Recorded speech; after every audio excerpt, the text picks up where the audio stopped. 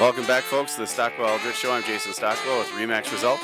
And good morning. I'm joining a little late, Stephanie Havel with Wells Fargo Home Mortgage. Good to see you, Jason. Yes, glad to have you, Stephanie. I missed you last week, so Yes. you just add such a unique dynamic to the show. I do? It. You do. Well, if you want to see what we look like, I think that was a compliment towards my looks. I don't know for sure, but you can go to YouTube and see our under the Stockwell Eldritch Show on YouTube or on Facebook under the Stockwell Eldritch Show. And we have all these YouTube by segment. Barry White does that, all 4 segments on the show, and then the contact information will be on Facebook for the guests. And this has been an awesome guest, by the way. Yes, I know. Stephanie, It's so funny, too, Deborah. because, and my pleasure, and thank you so much for making it work. So I think, I've talked about it before. Deborah and I both belong to an organization called Trust Vets. Oh, yes. And, again, I can't give enough kudos out to Joe Johnson, who runs the Trust Vets organization here in Minnesota.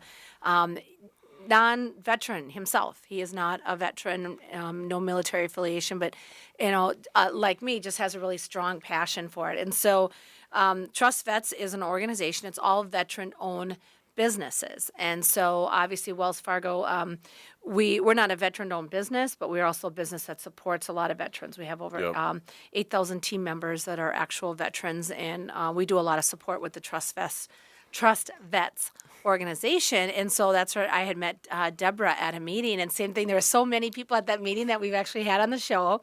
And I, only had a brief moment to kind of talk to you. But when you do these meetings at the Trust Vets, you always get up and you get to do like a 60-second commercial, so to speak. So talking about your business and what you do.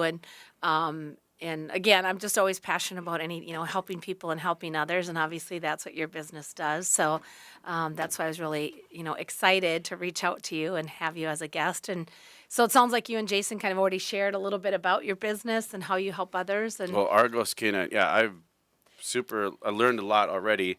And folks, if you're just joining us, we're talking with Deborah from ArgosCanine.org. It's a nonprofit. They train dogs and service animals to dogs, for their case, to help with whatever you need. And this could be detecting gluten. This could be something with diabetes. This could be autistic children and finding and tracking and just basically anything. And I'm super impressed with the way of the things that the dogs are able to do. The only time I ever hear about service dogs are usually is you see them on TV going around sniffing, or you're at the airport sniffing for drugs, or a canine in the back of a police car when they're chasing down someone. Which actually, quick story if you got time for it.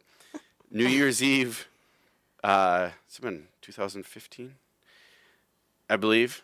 New Year's Eve 2015, we wake up at about 1:30 in the morning, my wife and I, because there's police sirens outside of our house it's a cul-de-sac street, very quiet street.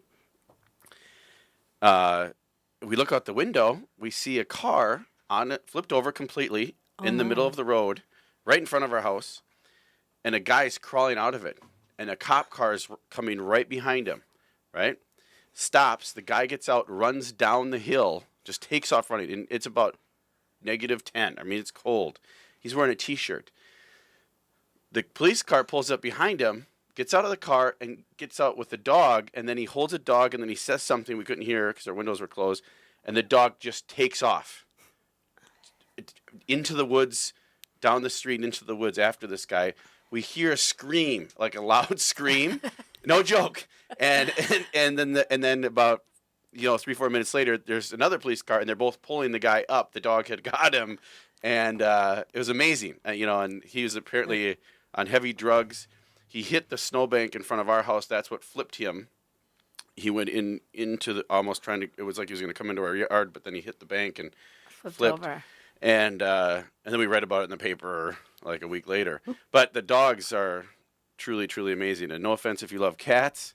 But cats are not service animals, right? Cats Correct. are emotional stability animals only, right? Well, and even I think, again, I kind of caught the tail end. But what I think sometimes people forget when you talked about like the donation piece or how you can help out is, right, like dog food, or I'm guessing vaccinations and all that other kind of stuff as well, right? Correct. Well, while we're training the dog, we do the vaccines, rabies shots, that type of stuff. We do not do spaying or neutering. The owners do that. And the reason that we don't is because with larger dogs, there's a lot of new evidence out there that shows that you want to allow the dog to at least be 2 years old before you do that, because that testosterone and estrogen is crucial for joint development and Oh. and Huh. bone development and that type of stuff. Yeah, and our breeder, Sharkrook Kennel, did a study with one of the universities, and they took half the litter, spayed and neutered them early, left the other half, and the amount of cancers and other issues was double in the spayed and Oh, I neutered didn't know that. early. They always That were tell you- done early. Bob Barker always tells you to do that right away, though, right? I mean, Well, the biggest reason is, Bob Barker. or he used to say that, right? I Yes. love Bob Barker. Or I used to love Yeah. and the biggest Maybe- reason for that is, especially with your humane societies and those types of organizations, you want to keep down the population. Yeah, that's the main thing. So, yeah. I mean, if you are definitely not a responsible pet owner, by all means, spay or neuter and get that done. And how many, and I apologize if you already answered, like how many dogs are you training at one time? Do you? Right now, we have 10 in for training. We try to Okay. keep it smaller because it's just my husband and I. Wow. So, yep, and we have them, and we do 24 hours. I mean, so even though they're not in training, if they're in the house, we socialize them. Some of them sleep in the bedroom with us. We rotate them so that, for instance, the gal with narcolepsy, so that when you have to get up and go to the bathroom in the middle of the night, the dog gets up and goes in there with you because she takes some heavy sleep medication and doesn't want to. She's fallen forward off the toilet and hit her head. Oh, no. Right, because they just pass out. Wow. Right. Mm-hmm. So, and you had mentioned, Deborah, then on the break also about like the certification of the service animals. And do you want to talk a little bit tell us about that? That's a huge sore spot for many people. There is actually no certification for service animals For the animal. for the Correct, animal yeah. or even the trainer. Oh, wow. So It's like home inspectors. You don't, Right. you don't have to be certified to be a To home do it, yeah. inspector. Oh, yeah, that's right. that's Or right. license or anything. Yeah. Correct. Yeah, and there truly needs to be. The problem that you run into is that service animals include the police dog, with the story that you were talking about, the drug detection dogs at the airport. Those are all lumped into service animals. So now, how do you have Categorize Or them. differentiate, Oh, right? differentiate between them? There truly should be a differentiation between them, like your working dog or your canine, Yeah. as they're also known as for the police. And it's going to come. It's just a matter of time because there are, sadly, people out there that are buying the vests online and Put it on their chihuahua in their purse and calling it a Well, that's service what they dog. said. People were doing that as far as like for traveling because you can have what do they call it? Like an anxiety reducing emotional support Yeah. dog. Yeah. emotional support Ani- pet animal, I guess, so to speak. And so people were saying, my I need this my chihuahua guinea to come with pig, me, my and- hamster, Oh. my pig, my parrot, Yeah. my snake. I mean, they were coming up with every kind of animal was their emotional support animal. And so the parody, they sort of play all these people with all these animals that they have to bring on board, and Yes. because they're also getting like special seating or I Oh, don't know, they get some or they don't have special to stuff. pay to transport it. And it's stuff kind of that. like So- when this show is great for me too because I'm just like anybody, not knowledgeable in most people, not as knowledgeable in this arena. So when I see a service animal, I either think, okay, that person's blind, or you get the pessimistic side of you saying, well, why can they're bringing their dog in and they look fine and what's their issue? They don't have an issue, Right. and they have a dog Why do with they them. get to bring their dog in the So you restaurant? kind I of go can't? down that negative side of it and thinking, well, that's not fair. Correct. And then you get the backlash from that side. So Well, a perfect example, I was at a walk for autism in Chicago just 2 weeks ago. And I was doing a transition with one of our German Shepherds to his little boy. And one of the things that he does is he dashes. So we did tethering with this dog. And another family that has one of our service dogs was there as well. And they were doing the walk.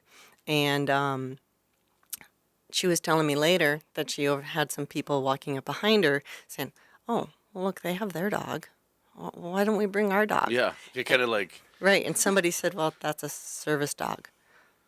I don't see any problem there. Yeah. I'll just get a vest and then that'll be my Yeah, service people, it dog. is unfortunate. Yeah, people are always quick to assume. But, And then it's where do you draw the line, though? What issue is not a great enough issue to justify or warrant a service dog, and what is? And then well, you're that then was you're going to be then my you start to question. have Like, to, you must have to do a lot of training yourself. Like you talked about the certification as for what if you're going to have a service dog for autism or for, I mean, how do you know what treatment route or what way to go? So that's why I think going to a reputable company like Argos Canine, right, to making sure that they're getting the proper training for that particular situation or service that they will be servicing, right? Correct. and Yes, you guys that's don't huge. start training until you have a client to train for, which is another cool. You don't get a dog until you have someone to serve. Correct. Oh, that was going to be my that's a question. great, All right. Well, good stuff, Deborah. I'm so excited you're here. Thanks again. thank you. I'm Stephanie Havel with Wells Fargo Home Mortgage. I'm Jason Stockwell with Remax Results, and you can go to argosk9.org, argosk9.org. Stay tuned, folks. We'll be back with more. What you gonna do when they come?